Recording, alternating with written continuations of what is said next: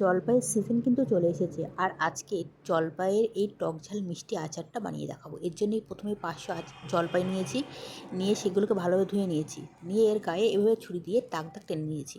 এই জলপাইগুলিকে ঠান্ডা জলে কিছুক্ষণের জন্য ভিজিয়ে রাখবো। কড়াইতে কিছু শুকনো লঙ্কা, 1 চামচ পাঁচফোড়ন আর হাফ চামচ মৌরি দিয়েছি, দিয়ে এটা হালকাভাবে রোস্ট করে নেব। হালকা রোস্ট হয়ে গেলেই সেই একই কড়াইতে দেব 1 কাপ চিনি আর সমপরিমাণ জল আর একটি তেজপাতা। এখানে টেকনিক্যাল ইস্যুর জন্য ভিডিওটি আমার ডিলিট হয়ে গেছে। সমপরিমাণে জল এবং চিনি দিয়ে ভালোভাবে মিশ্রণটি মিশিয়ে নেব। চিনির শিরাটা তৈরি হয়ে গেলেই তার মধ্যে দিয়ে দেবো পরিমাণ মতো লবণ। লবণটা দিয়ে আবারও ভালোভাবে শিরাটা মাখিয়ে নেব।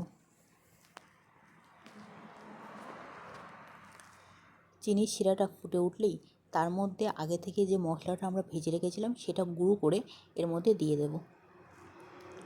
মশলাটাও শিরার সাথে একইভাবে মিশিয়ে নেব। তারপর তার মধ্যে দিয়ে দেবো আগে থেকে ভিজিয়ে রাখা জলপাইগুলি, জল ছাড়িয়ে দিয়ে দিলাম। জলপাইগুলি হাই ফ্লেমে এখানে ভালোভাবে শিরার মধ্যে মাখিয়ে নিতে হবে। মাখিয়ে নেওয়া হলে কিছুক্ষণ রেখে দিতে হবে। দেখবেন জলপাইয়ের শিরাটা ঘন হয়ে এসছে, জলপাইয়ের রঙটি গোল্ডেন কালার হয়ে এসছে। চিনির শিরাটা এভাবে ঘন হয়ে এলে দেখবেন কড়ার গায়ে লেগে যাচ্ছে, তখনই বুঝে নেবেন আপনাদের জলপাই তৈরি হয়ে গেছে। তারপর কিছুক্ষণ রেখে দেবেন ঠান্ডা হওয়ার জন্য।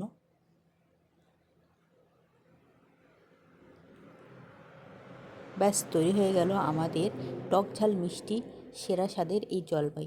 এর থেকে সহজভাবে জলপাইয়ের আচার বানানো যায় আমার কিন্তু জানা নেই, অবশ্যই ট্রাই করবেন।